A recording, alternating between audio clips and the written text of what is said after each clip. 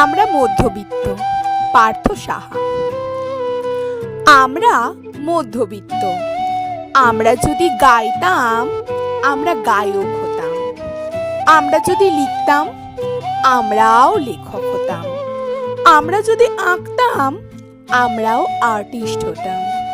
কিন্তু তা কিছুই হয়নি, কারণ আমরা মধ্যবিত্ত।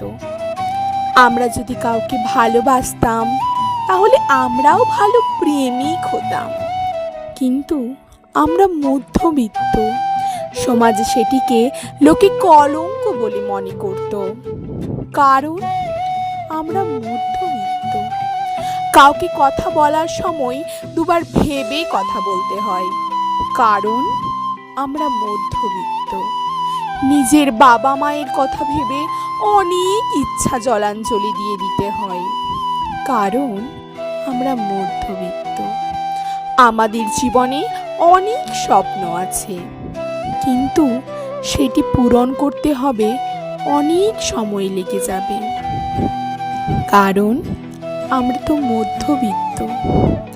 আমরা যদি কাউকে ভালোবাসি, সারা জীবন নিজের করে পেতে চাই, আমাদের ইচ্ছাটা ইচ্ছাই রয়ে যায়, আর সেটি মানুষের হাসির ছল হয়ে ওঠে। তাই স্বপ্ন স্বপ্নই রয়ে যায়, কারণ আমরা মধ্যবিত্ত। মধ্যবিত্তদের জীবনটা এতটাও সহজ না, কারণ ওদের জীবনের স্বপ্ন এত সহজে পূরণ হয় না। মাধ্যমিক, উচ্চ মাধ্যমিক, পরের পর অনেক প্রতিকূলতায় জীবন কাটাতে হয়।